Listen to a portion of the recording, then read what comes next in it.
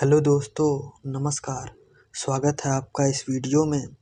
आज की वीडियो में हम देखेंगे महादेवी वर्मा जी के जीवन परिचय को, जो कक्षा 12 के विद्यार्थियों के लिए बहुत ही महत्वपूर्ण है।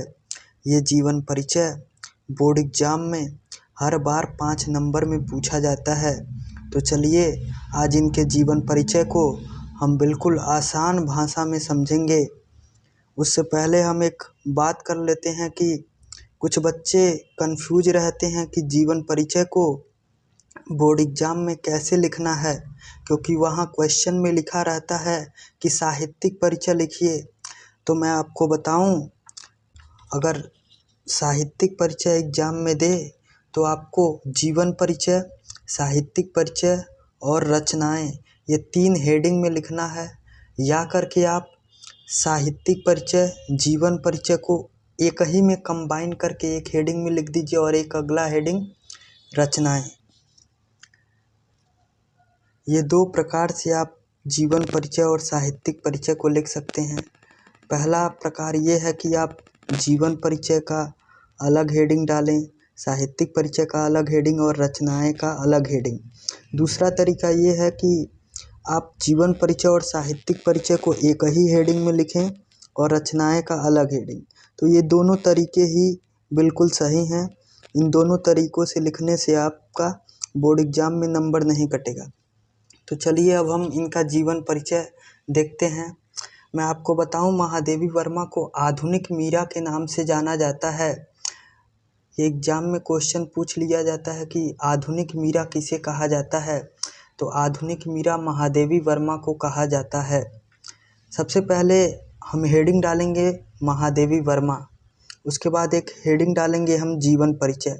सबसे पहले लाइन में हम यही लिखेंगे इनका जन्म कब और कहाँ हुआ था। तो आधुनिक मीरा कही जाने वाली महादेवी वर्मा का जन्म सन 1907 ईस्वी में फर्रुखाबाद जिले के एक संपन्न कायस्थ परिवार में हुआ था। सबसे पहले लाइन में हम यही लिखेंगे, आधुनिक मीरा कही जाने वाली महादेवी वर्मा का जन्म सन 1907 ईस्वी में फर्रुखाबाद जिले के एक संपन्न कायस्थ परिवार में हुआ था। उसके बाद हम इनके माता एवं पिता का नाम लिख देंगे। इनके पिता का नाम गोविंद प्रसाद तथा माता का नाम हेमरानी देवी था। इनके पिता का नाम गोविंद प्रसाद था और माता का नाम हेमरानी देवी। उसके बाद आगे हम लिखेंगे इनकी आरंभिक शिक्षा इंदौर में तथा उच्च शिक्षा प्रयाग में हुई। इनकी आरंभिक शिक्षा इंदौर में तथा उच्च शिक्षा प्रयाग में हुई। और उसके बाद हम लिखेंगे मात्र 9 वर्ष की अवस्था में इनका विवाह हो गया था। मात्र 9 वर्ष की अवस्था में इनका विवाह हो गया था, परंतु ससुर जी के विरोध के कारण इनके शिक्षा में व्यवधान आ गया। मात्र 9 वर्ष की अवस्था में इनका विवाह हो गया था, परंतु ससुर जी के विरोध के कारण इनके शिक्षा में व्यवधान आ गया। किंतु उनकी मृत्यु के पश्चात इन्होंने पुनः अध्ययन आरंभ किया और संस्कृत विषय में एमए की परीक्षा प्रथम श्रेणी में उत्तीर्ण की।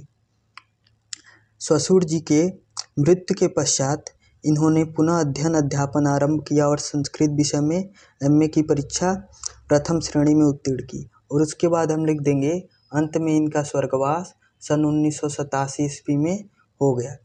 ये इतना हम जीवन परिचय में लिखेंगे, आप लोग देख सकते हैं। उसके बाद हम अगला हेडिंग डालेंगे साहित्यिक परिचय। साहित्यिक परिचय में हम लिखेंगे महादेवी वर्मा का साहित्य के क्षेत्र में भी महत्वपूर्ण योगदान है। ये साहित्य के साथ साथ चित्रकला में भी रुचि रखती थी। ये साहित्य के साथ साथ चित्रकला में भी रुचि रखती थी। उसके बाद हम लिख देंगे इनकी साहित्य साधना के लिए भारत सरकार ने इन्हें पद्म भूषण पुरस्कार से अलंकृत किया। इनकी साहित्य साधना के लिए भारत सरकार ने इन्हें पद्म भूषण पुरस्कार से अलंकृत किया। और उसके बाद हम लिख देंगे इन्हें इनकी रचना यामा पर ज्ञानपीठ पुरस्कार प्राप्त हुआ। ये भी क्वेश्चन बन जाता है एग्जाम में कि महादेवी वर्मा को किस रचना पर ज्ञानपीठ पुरस्कार प्राप्त हुआ। उसके बाद हम लिखेंगे अतः हिंदी साहित्य के क्षेत्र में महादेवी वर्मा का अविस्मरणीय योगदान है, मतलब जिसे भुलाया ना जा सके, अविस्मरणीय योगदान है। उसके बाद हम एक हेडिंग डालेंगे प्रमुख रचनाएं। इसमें आपको 2-3 रचनाएं लिख देना है। जैसे इनकी रचना है नीरजा, रश्मि, यामा, गिल्लू, ये सब इनकी प्रमुख रचनाएं हैं। तो आप लोग फिर से इनके जीवन परिचय और साहित्यिक परिचय को देख सकते हैं।